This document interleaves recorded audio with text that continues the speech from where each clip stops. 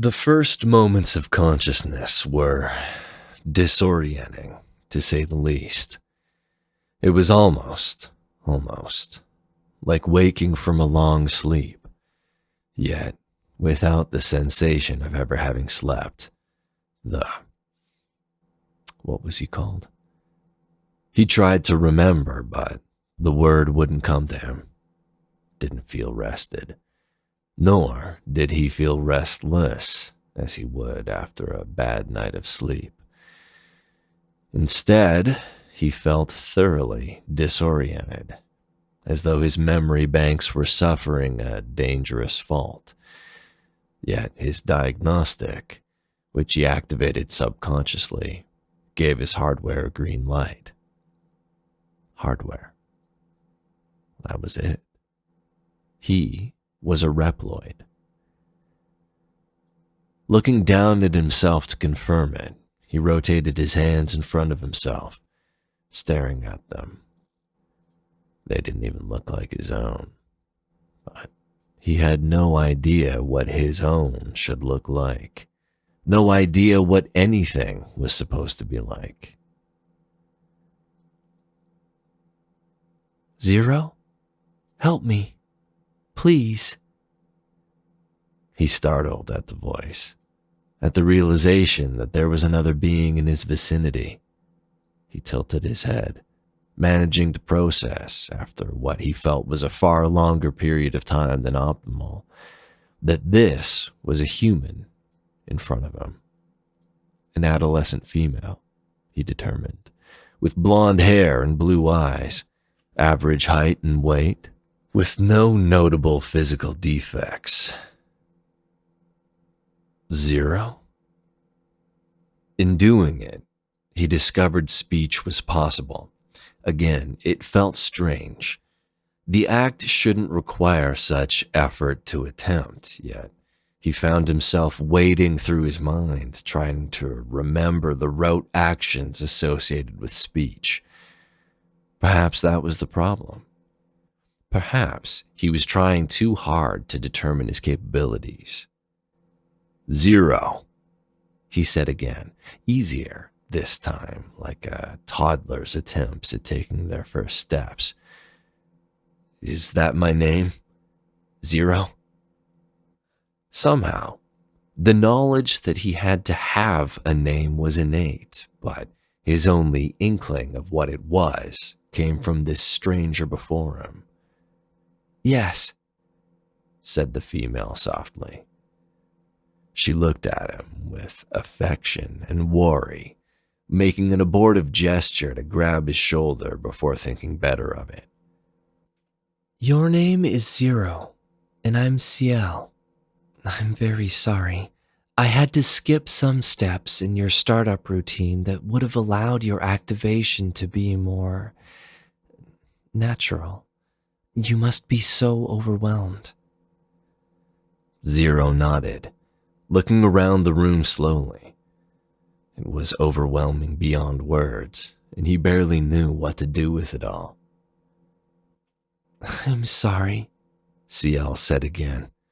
But we don't have time for you to wake up properly. Please, help me. Zero looked around the room, taking in the half-dozen or so Reploids occupying it. Several of them appeared to be threats, and one appeared to be actively hostile, pinchers opening and closing in warning. He looked from his arms to the enemy, a frown on his face. A weapon. He needed a weapon to stop it. No sooner had he thought the words than he noticed, out of the corner of his eye, a mostly cylindrical object on the ground. He looked to Ciel, who answered his silent question. It's your Z-Saber. It was with your body. He frowned and picked up the object, stroking the cold metal. It was a strange mixture of familiar and foreign. His hand found it familiar, like it belonged there, while his mind puzzled over it. And even more puzzling was the end of CL's sentence. I'll explain later, but the gist of it is, you were a hero, a maverick hunter, until you died in battle. Circumstances required that I bring you back. That's why some things are familiar to you. Your old control chip is trying to come back online in the new body I made you. It should be fully functional within a week, barring any data corruption. I was a soldier? He asked, flicking the saber to activate the plasma blade. And I died? He frowned deeply. None of it made sense. Yes, I promise I'll tell you the whole story later, but please, we're running out of time. We have to leave, she whispered. Please, Zero. Nodding, Zero took a step forward, twirling the sword in his hand. The control chip within him, if nothing else, remembered the motions to make, and he found himself dashing forward, slashing his saber with surprising speed before jumping off the wall and executing a graceful backflip. Wow, he breathed as he landed, feeling something close to giddiness. Then he ran towards the threatening Reploids, destroying one, then the other. Awed as he finished the task, he breathed. Wow, that was exhilarating. Maybe I am the hero you mentioned. Of course you are, CL beamed at him, and Zero gave a small smile back, encouraged. All right, let's get you out of here, he said, stepping in front of CL. He headed outside the room, listening for CL's instructions on which way to turn. Enemies appeared before him, blue and with red lights where their faces should be, and he slashed swiftly with his saber, easily dispatching them.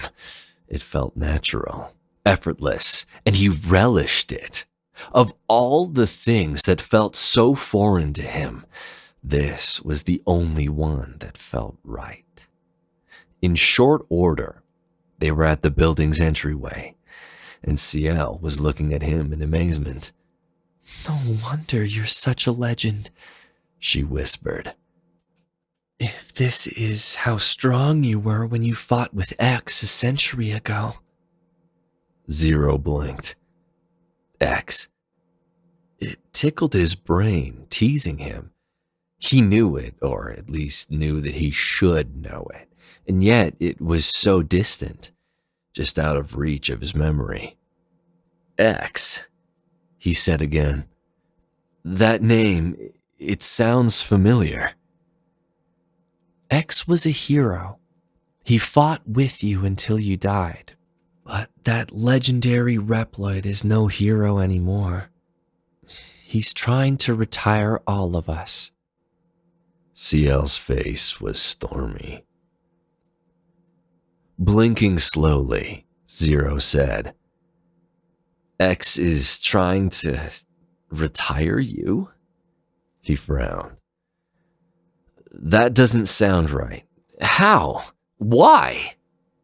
He looked down at his hands, at his saber. If he was a hero like you said, he thought it over, shaking his head. I have this, I don't think it's a memory exactly, but I have this feeling. He was kind, wasn't he? He hated fighting more than anything. All he wanted was to do anything else, anything but fight. Then he paused again. Maybe this is a memory after all, but I know it's true. He wouldn't really do that. Would he? CL? CL looked away, torn. That's what I thought not too long ago. But this goes deeper than any of us know. He's been doing this for years, in silence. It's only recently that enough have been killed for us to see it for what it is. Only those in Neo Arcadia are blind to it, and yet even they are starting to get suspicious due to the drop in Reploid numbers. Not even the Elf Wars claimed so many so indiscriminately and without any warning signs. Mavericks always left carnage before, but now a Reploid just vanishes and we're told they went Maverick and were sentenced to death as is the law. Maverick, Zero said, voice faint as the word took root in his head, suddenly overtaxing his mental processors. Maverick! 1,000 neural pathways activated all at once, memories coming back online and stunning him, knocking him back. As a wave of agony overtook him, Zero fell to his knees, groaning and clutching his head. X! Oh, hell. Zero, hold on, CL urged, running to his side. But there was nothing she could do to ease the pain inside Zero, not without the equipment she had only back at the Resistance base. The pulsating, throbbing ache got worse with every passing second, and a warning flashed in his vision. CL? He managed to ask, terrified before losing consciousness entirely. A day later, after Zero had been awake for several hours, he found that the headache from so many memories returning at once faded. But in its place, the crushing sorrow in his heart acutely sharpened. It ached like a bruise, ached like a vice grip on his chest that wouldn't let itself be forgotten for even a moment. X, the kind and compassionate person he'd shared everything with, had become a fallen angel to rival Lucifer himself. Every time he revisited a newly discovered memory, it made his heart ache worse. The memory would make his heart swell with fondness, only for Zero's knowledge of the present to thoroughly taint it. Even worse was the knowledge that the only way to end this nightmarish regime of X's was to kill him. He should be seeking X out to joyfully share the miracle of his resurrection, but instead, this. Zero was miserable as he wandered the unfamiliar ground of the Resistance base. Reploids kept trying to get his attention and talk, but he would have none of it. Too lost in the weight of his present situation, lost in the grief of who he'd lost and what he'd have to do. The pain only got worse the more he thought about it, and the anxiety of his new comrades, too, only seemed to be getting worse. They were restless and scared of what X would do if given the chance. These people would only be happy again when Zero took X out, and Zero himself, he couldn't say that he would be satisfied doing such a thing. But letting X continue a genocide against Reploids wasn't an option either. There was no hope trying to delay the inevitable, for that would only weaken his resolve. He had to act sooner than later. But before he could even begin to formulate a plan, before he could even ask CL where X resided now, a klaxon sounded throughout the Resistance base, and CL cried, Zero, we're under attack! The Guardians... I'll take care of it, Zero called, immediately rushing to the outside perimeter. He was met with 4 Reploids, all nearly identical in appearance, save for their armors. One was green, one black, one blue, and one red. We are the Guardians of Master X, the green one, presumably the leader, said. My name is Harpuia, If you have chosen to side with the Mavericks, then we shall show you no mercy, Zero. I'm Fafnir, said another. Your retirement will be permanent this time. I'm Leviathan, another added. Mavericks like you have no place in our world. And I'm Phantom, the last one said. We will show you why a lost legend should remain lost. The four moved in unison toward Zero, and their fight commenced. Zero found that all he could do was dodge their attacks and make a small cut on one or another. The damage they were inflicting on him, however, was far greater, and he knew what the outcome would be unless something changed soon. When it was impossible to get a physical advantage, the only option was to make one somewhere else. 4-on-1 hardly seems like an honorable fight, Zero told the Guardians, panting heavily. At least I always had the decency to give the Mavericks I retired a fair fight.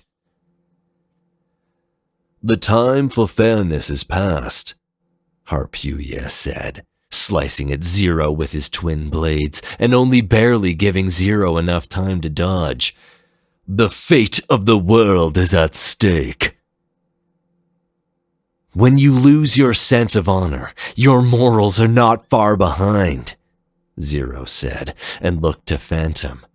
He didn't know much about the four besides their names and occupation, and yet Phantom's dark armor and choice of weapon told him that Phantom would have been in a unit much like Zero's own. Those in Zero's shinobi unit had always valued their honor above all else. Wouldn't you agree, Phantom? Phantom hesitated. Zero could see as much in his eyes, but then he steeled himself. A shadow doesn't concern itself with such things. My job is to serve the light, Exama himself, wherever that light needs me to go. You don't mean that, do you? Zero said, deflecting a road kunai with his saber. You know what you're doing is wrong. All of you do. He implored the other three with his eyes.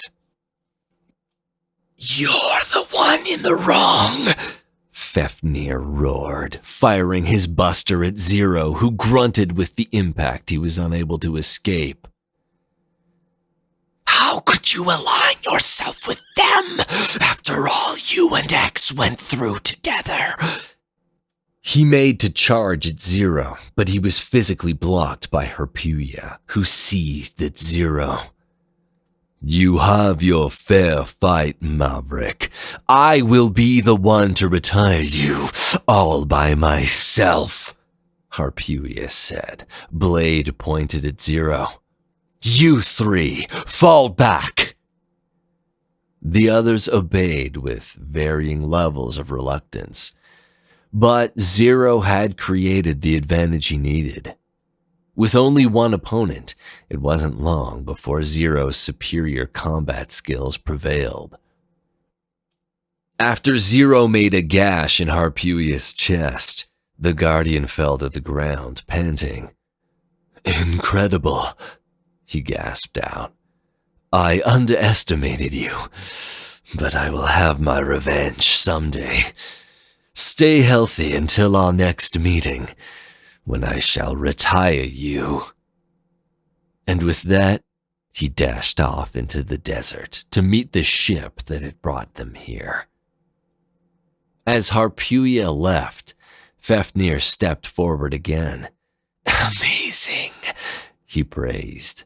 I never expected you to be that good, and that's what excites me the most. Finally, a challenge.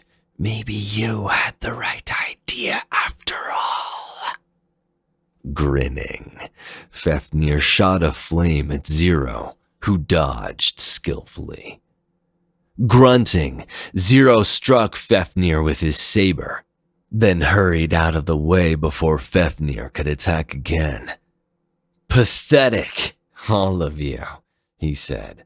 "And I don't just mean your combat skills." "You're one to talk, Maverick," Fafnir responded, charging at Zero again. Zero plunged his saber into Fafnir's buster, earning a howl of pain. With his opponent already lacking both speed and defensive skill, the pain of this new injury and halving of his attack power were enough to put him in zugzwang. Fafnir fired from his remaining buster, slower, and with a much less impressive plume. Zero stepped outside its path and slowly, almost tauntingly, sliced into the other buster, looking Fafnir in the eye as he did so. "You've lost," he said simply. "I'll get you next time, Zero. Don't lose to anyone else before then," Fafnir ordered, running in the direction Harpuia had. Then, Leviathan leapt into Zero's path, grinning. "Wait until I tell them I was the one to defeat you, Zero. Now, don't hold back just because I'm a woman."